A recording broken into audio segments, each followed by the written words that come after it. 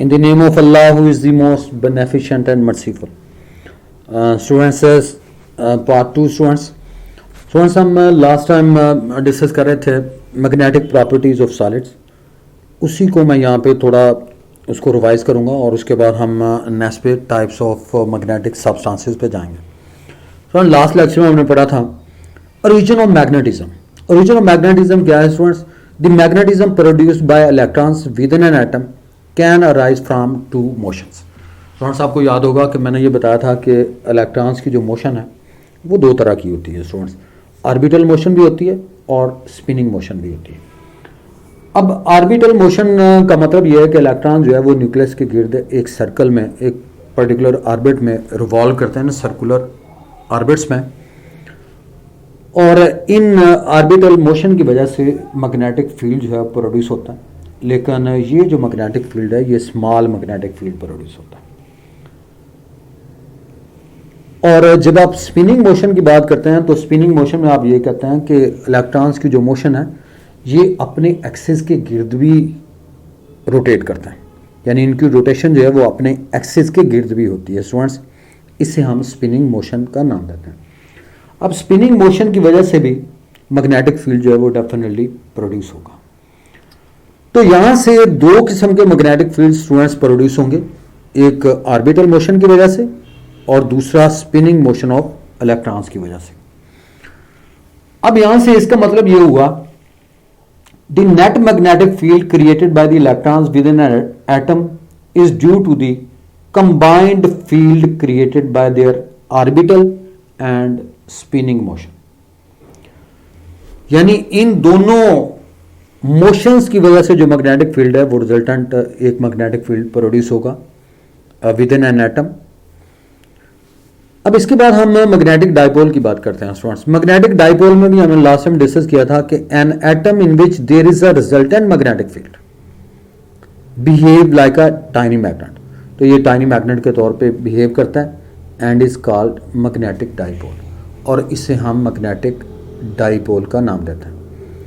यानी एक एटम जिसमें रिजल्टेंट मैग्नेटिक फील्ड प्रोड्यूस होता है behaves like a tiny magnet, एक स्मॉल मैग्नेट के तौर पे बिहेव करेगा और इसे हम मैग्नेटिक डाइपोल का नाम देंगे, यानी that is named as magnetic dipole. और फिर मैग्नेटिज्म बाय न्यूक्लियस. अब न्यूक्लियस के वाले से आपको यह भी कंफर्म होना चाहिए, it will be mentioned that the charged nucleus itself spins give rise to a magnetic field. अब न्यूक्लियस भी जो है इसके बारे में भी ये बात कंफर्म है कि न्यूक्लियस जो है ये भी स्पिन मोशन करता है. अब इसकी जो स्पिनिंग मोशन है लाजमी मैग्नेटिक फील्ड इसके अराउंड भी प्रोड्यूस होगा. However it is much weaker. लेकिन जो magnetic field spinning motion of the nucleus की वजह से प्रोड्यूस होता है स्टूडेंट्स ये मच वीकर होता है, यानी बहुत ही वीक होता है than that of the orbital of the electrons. तो यहां से मैं ये कंफर्म हुआ कि इलेक्ट्रॉन्स की वजह से भी मैग्नेटिक फील्ड प्रोड्यूस होता है और उनकी दोनों मोशंस ऑर्बिटल और स्पिनिंग मोशन, ऑर्बिटल में थोड़ा कम होता है, स्पिनिंग मोशन में ज्यादा होता है और रिजल्टेंट मैग्नेटिक फील्ड जो है प्रोड्यूस होगा. लेकिन जब आप न्यूक्लियस की बात करते हैं तो न्यूक्लियस भी स्पिन करता है, स्पिनिंग मोशन करता है और इससे भी मैग्नेटिक फील्ड जो है वो जनरेट होता है. लेकिन ये मैग्नेटिक फील्ड जो spinning motion of the nucleus की वजह से होता है ये स्टूडेंट्स ये वीक होता है. और इस तरह से आप यहां से कंक्लूजन ये ड्रा करते हैं दस the source of magnetism of N atom is the electrons. यानी मैग्नेटिज्म का जो सोर्स है वो क्या होगा? वो इलेक्ट्रॉन्स होंगे स्टूडेंट्स. इलेक्ट्रॉन्स की वजह से अब ये कहते हैं कि मैग्नेटिज्म का फिनोमिना जो है यानी source of magnetism is electrons not nucleus. और न्यूक्लियस के बारे में जैसे मैंने बताया कि वीक मैग्नेटिक फील्ड जो है प्रोड्यूस होता है. अब आया यूनिपोल. ये लास्ट में मैंने डिस्कस किया था कि according to view of magnetism it is concluded that it is impossible to obtain an isolated north पोल.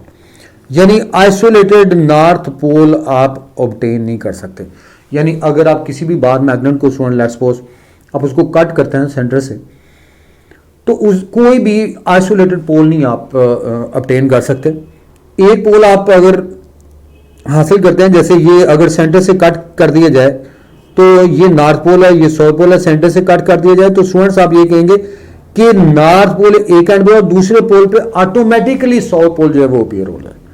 तो यहां से आप ये कहेंगे कि north pole is not isolated. तो यहां से आइसोलेटेड पोल जो है वो आप हासिल नहीं कर सकते। That is the conclusion drawn from this. Now we have the types of magnetic substances. अब हमने ये ऑर्बिटल मोशन और spinning motion of the electron जिसका हम जिक्र कर रहे हैं, क्योंकि मैग्नेटिज्म का यहाँ पे कंक्लूजन ये निकला कि मैग्नेटिज्म का जो मेन सोर्स है, जो सोर्स है मैग्नेटिज्म का, वो क्या है? इलेक्ट्रॉन्स। और इलेक्ट्रॉन्स की दोनों मोशंस होती हैं स्टूडेंट्स, ऑर्बिटल भी और स्पिनिंग मोशन में। अब हमने यहाँ पे इन्हीं बेसिस पे टाइप्स ऑफ मैग्नेटिक सब्सटेंसेस को डिस्कस करेंगे कि ये जो मोशंस हैं किस जगह पे एक दूसरे को सपोर्ट करते हैं, किस जगह पे ये एक दूसरे को कैंसिल आउट करते हैं, इनकी वजह से कौन से जो है वो यहाँ पे सब्सटेंसेस के हवाले से हम यहाँ पे डिस्कस करेंगे।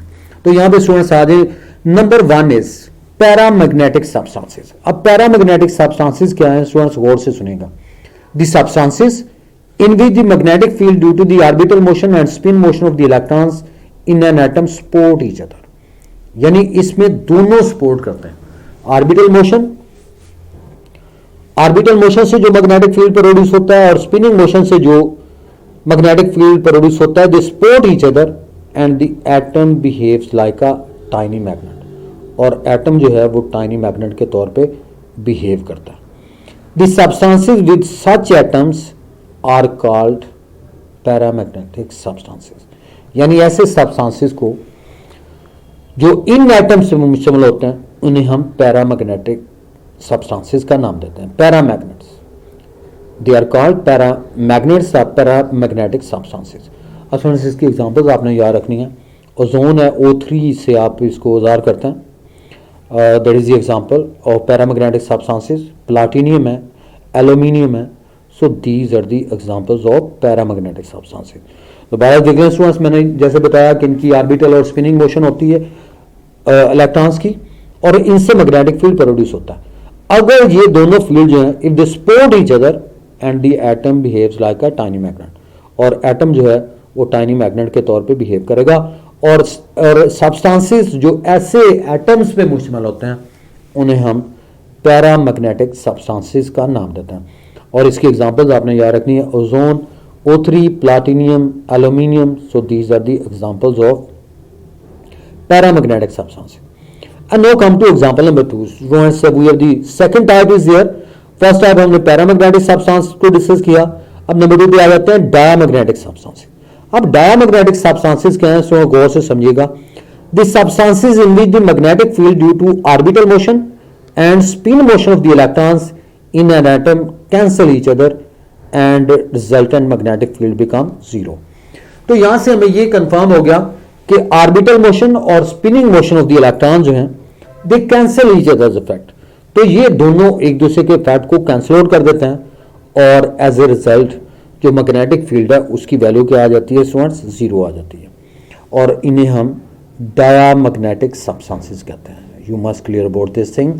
Such substances are called diamagnetic substances, and for example like that water, copper, bismuth and antimony। so these are different examples जो रिलेट करती हैं किसको, डायमैग्नेटिक सब्सटेंसेस को। तो फ्रेंड्स आपने देखा पैरा में एक दूसरे को सपोर्ट करते हैं दोनों मैग्नेटिक फील्ड्स जो स्पिनिंग और ऑर्बिटल मोशन से प्रोड्यूस होते हैं, और डायमैग्नेटिक सब्सटेंसेस में ये जो मैग्नेटिक फील्ड्स हैं जो स्पिनिंग और ऑर्बिटल मोशन से प्रोड्यूस होते हैं दे कैंसिल ईच अदर इफेक्ट। इन्हें हम डायमैग्नेटिक सब्सटेंसेस कहते हैं।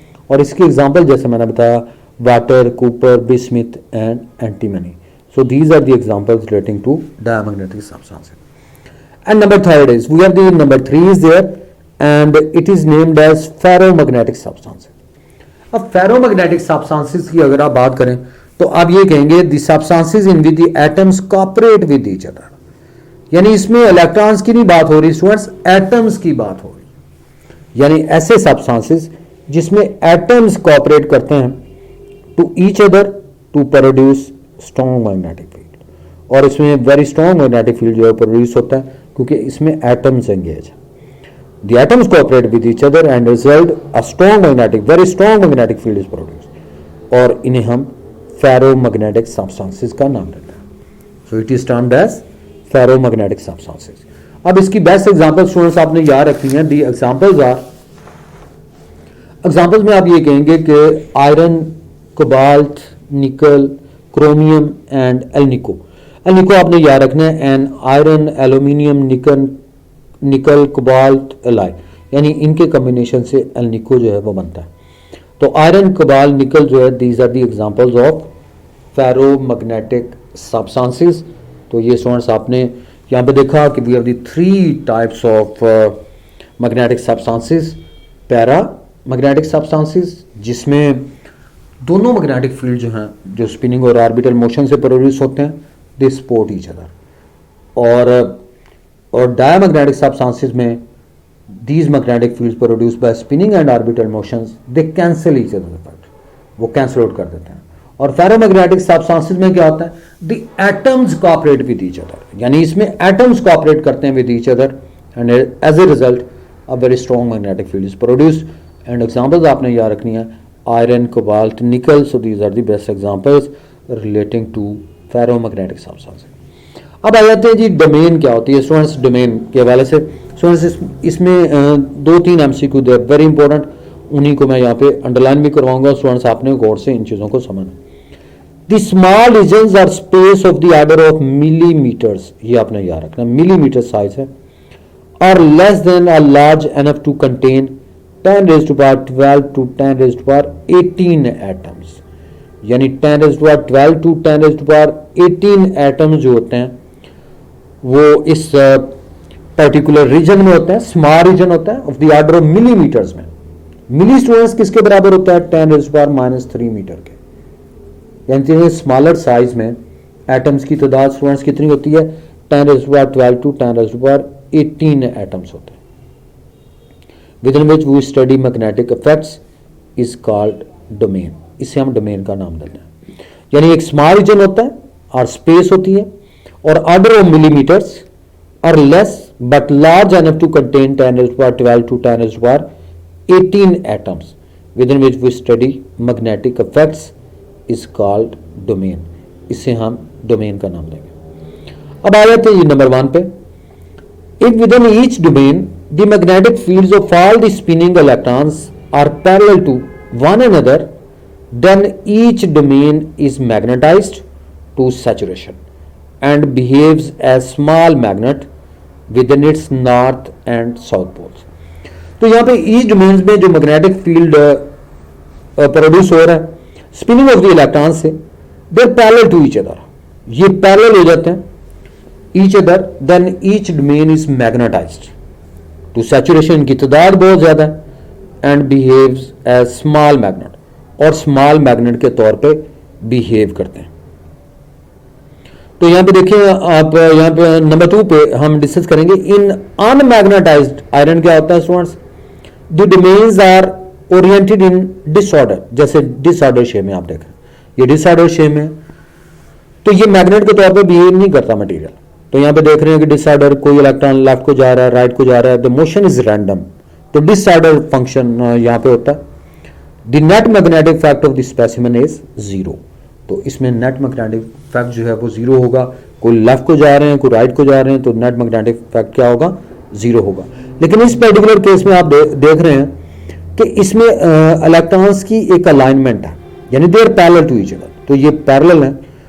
तो इसमें ये जो मैग्नेट है, ये मटेरियल जो है, ये स्पेसिमेन जो है, ये मैग्नेटिक इफेक्ट कैरी करता है और ये मैग्नेट के तौर पे बिहेव करता है.